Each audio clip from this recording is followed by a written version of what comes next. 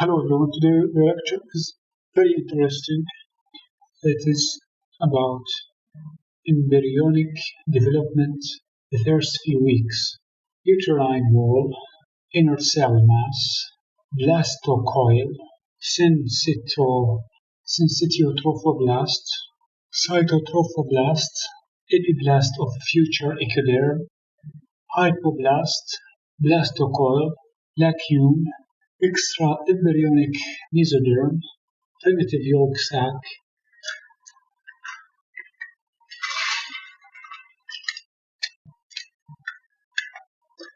primitive yolk, exocolymic membrane, fibrous plug, events of second week, plantation of embryo into the uterine wall, and development of biennial embryo. Maternal capillary, placental circulation forming, connecting stalk, secondary yolk sac, extra-embryonic mesoderm, extra-embryonic coileocume. Blocks are then in place to differentiate it to the specific cell types, peripheral aggregates, into tissues and organs. Examine and orientate with respect to the diagram before reading the description that follows. Shows the embryonic disc viewed from above, with the surrounding membranes cut open, the yolk sac surrounded by extra-embryonic mesoderm, hands down below the embryonic disc. Indicate the situation at the beginning of the third week, or a few weeks later. This. Identify the embryonic disc colored below and note the thickening at one end of embryonic disc into prochordal plates. The prochordal plate indicates the future head end of the embryo and shows that head-to-tail polarity is achieved through the embryo lacks an overt head and tail at this stage. The cells know where they are designed even before there is a destination to go to. The tail end is at the opposite end of embryonic disc and is where the connecting stalk is attached. The embryonic disc also shows bilateral left-right symmetry about midline axis through the prochordal plate. This axis is determined by a complex series of signaling from the hypoblast to the epiblast, although there are no immediate visible signs of this indication. It is the future tail and that end that the next major change takes place.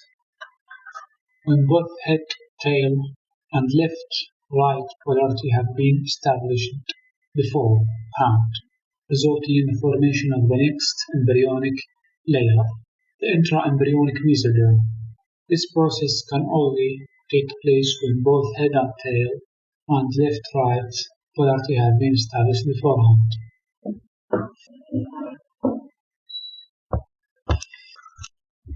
Formation of intra-embryonic mesoderm. The arrows shows in figure indicate how at the tail end of the embryo epiblastic cells divide, round up, and migrate towards the midline where they pile up to form a multi-layered structure along the midline.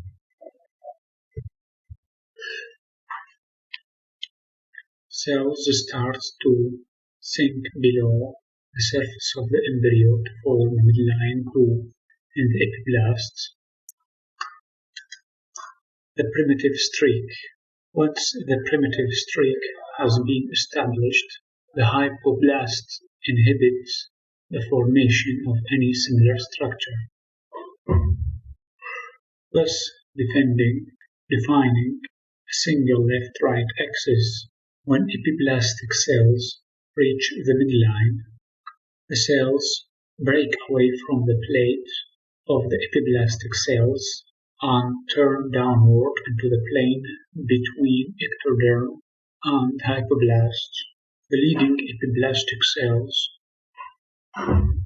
migrating through the primitive streak on days 14 to 15 invade as far as the hypoblast and displace its cells. The new layer of cells is known as endoderm, which is the first true germ layer. The next waves of migrating epiblastic cells from day 16 onwards spread outward between the ectoderm and endoderm to form a new embryonic layer, the intraembryonic mesoderm. The movement of mesodermal cells is limited initially to the inner one-third of the embryonic disc, along with a primitive streak,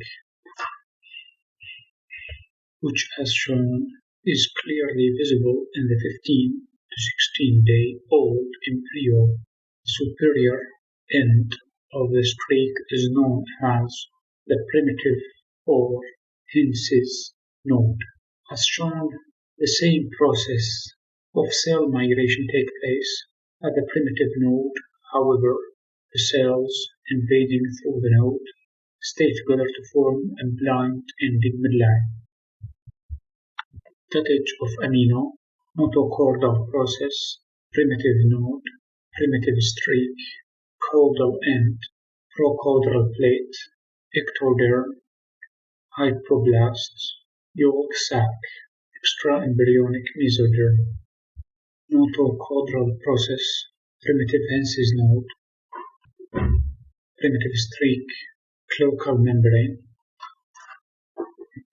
buccopharyngeal membrane, ectoderm, mesoderm, hypoblast, extraembryonic mesoderm. Events of the third week, gestation, formation of the primitive streak and node, formation of intraembryonic mesoderm, formation of the tube, the notch cord under the midline. As more cells are added, the notch cord gradually enlarges,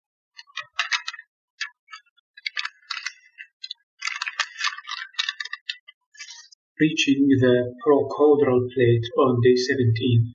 The epiblast now becomes known as ectoderm and constitutes another specific germ layer. The spreading intraembryonic mesoderm, shown by arrows, forms a layer separating ectoderm and endoderm. When it reaches the edges of the embryonic disc,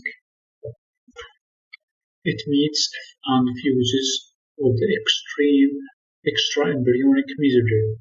However, ectoderm and endoderm remain in contact in three areas: the procaudal plate, which later forms buccopharyngeal membrane, the cloacal membrane at the inferior end,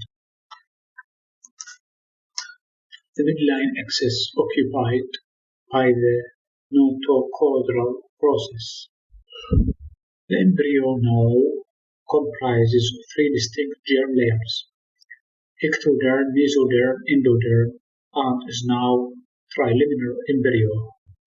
All three germ layers are derived from the epiblast, but the cells of each germ layer become more specialized as they differentiate. Each germ layer of the triliminar embryo can still produce many but not all of the cells required to form the body. They are no longer totipotential but multipotential. During gastrulation, the almost circular embryonic disc has now become pear-shaped, mainly as a result of selective cell migration allied to some growth. The disc is widest at the head end and narrowest towards the tail end. The primitive node and streak remain the same size, so appear to move toward the tail end during the change in shape. They still continue to add new cells in the mesoderm until the end of the fourth week of the development. Another important thing that occurs during the process of gastrulation is the origination and termination of the fetal or cells along the longitudinal axis of embryo from head to tail. Homobiox genes. As embryonic ectodermal cells move through Hens's node and the primitive streak to become mesenchymal cells during gastrulation, they are exposed to doses of retinoic acid, a remarkable family of genes called homeobox genes are activated by retinoic acid as they pass through the node and streak. The genes closest to the third end of the chromosome carrying them respond to low doses of retinoic acid, whereas those nearest to the 5 end are activated by higher doses. The first cells to pass through the primitive streak receives a low dose, but end up towards the future head end and the embryo. Later migrating cells do not migrate so far. Homeobox genes are expressed in specific sequence along the longitudinal axis of embryo with the 3 genes more anterior than 5 genes. Because of their exposure to different doses of retinoic acid, homeobox genes play a significant role in development of the central nervous system and the head and neck, and their effects will be described. The fate of the embryonic germ layer. Ectoderm will eventually provide the cells that form the epidermis, the outer layer of the skin, and associated hair follicles, sweat and sebaceous glands, not to mention tooth enamel. Endoderm will form the cells lining the major tubular systems of the body, the respiratory, gastrointestinal tracts. The mesoderm will form a wide variety of tissue known as collectively as connective tissue, these including bone, cartilage, muscles, fibers, tissue forming tendons and ligaments, tissue supporting skin epidermal cells, cell lining the gut. Mesoderm also forms the cardiovascular system and blood. Each of the 3 germ layers can only produce cells distinct for the specific functions listed above for each layer. At this stage, they can provide any of the possible types, so are still multipotential. If you add up all the derivatives of the 3 germ layers that have been formed by around 18 days post-fertilization, you will notice a rather glaring omission from the list: the nervous system, which begins its development soon after the formation of the notch cord and is the process of the development of the central nervous system. A 4th germ layer is formed that plays a significant role in the development of head and neck. New relation development of the central nervous system. Series of cross-section of an embryo about 17 days post-fertilization, shortly after notch cord has developed. The arrows indicate how the notch cord induces the ectoderm overlying the midline of the embryo to become neuroectoderm, although no difference from the adjacent ectoderm can be seen initially. The neuroectoderm will ultimately form the central nervous system and the motor components of peripheral nerves. Neural crests, neural plates, ectoderm, notch, cord, neural groove, ectoderm, ectomesenchyme, neural tube, Spinal ganglion, migrational ectomesenchyme, nucleation and formation of ectomesenchyme. The knot cord, when induces the neuroectoderm to change shape into shallow V-shaped neural plate. Neural plate, overlying the notochord on the mesoderm, immediately adjacent to it. The plate quickly becomes much wider at the end, the region of future brain, but remains narrower posteriorly, where it will form the spinal cord. At the beginning of the fourth week of development, the neural plate deepens to form neural groove. Cells in the neural plate change their shape from columnar to wedge-shaped to bring about the change in conformation of the neural plate. The cells on the crest of the neural groove at the junction of the neural plate at ectoderm become distinguished as new tissue. The neural crests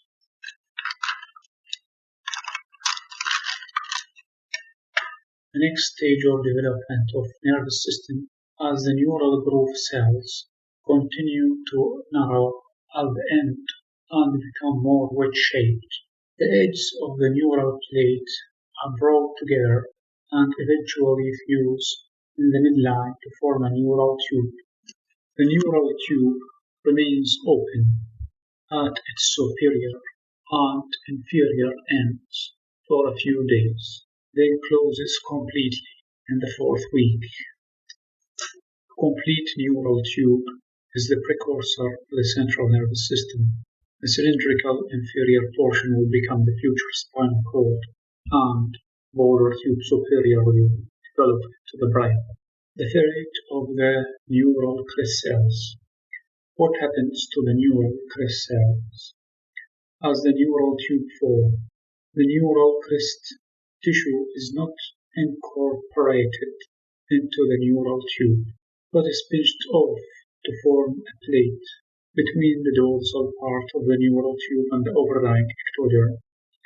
Almost immediately, some of these cells coalesce on each side of the spinal cord to form the dorsal root ganglia of spinal and cranial nerves, whereas other cells migrate to the mesoderm.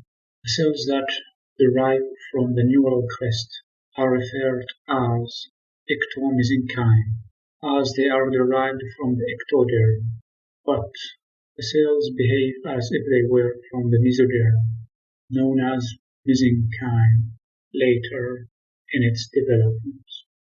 Ectomesenchyme migrates widely at all levels of embryo, but far more neural crest cells are produced in the region of the developing brain area of the neural tube.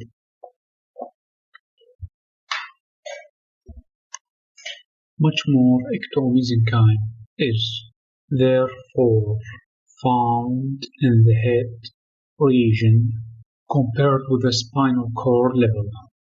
Some derivatives of ectomesenchyme are found universally. Some are found only in the head and neck. A few others are limited to the trunk. Spinal and cranial nerve, sensory ganglia, and the sensory components of the corresponding nerves. Sympathetic and parasympathetic ganglia and Schwann cells, providing the myelin sheath of peripheral nerves, are formed from head to tail. Melanocytes, the pigment cells of the skin, are also derived from ectomesenchyme along the whole head to tail axis. In the head and neck, ectomesenchyme forms the dermis under the epidermis of the skin, skeleton of the facial skeleton and neck, but not the cervical vertebrae, which are formed by the cervical somites. Most of the skull, the meninges surrounding the central nervous system, and tendons and fascia, the connective tissue components of the muscles of the head region are also derived from the ectomesenchyme. In short, ectomesenchyme does in the head and neck what mesoderm does elsewhere in the body. In the head and neck, the only tissue formed directly from the mesoderm is the muscle, the adrenal medulla, lying above the kidney in the mesoderm. Abdomen, also derived from the ectomesoderm. Further development of the germ layers. During the formation of the neural tube and ectomesoderm, things are far from static in other germ layers. To appreciate what else has been going on, we need to step back a few days. By the middle of the third week, the embryo consists of three layers of cells.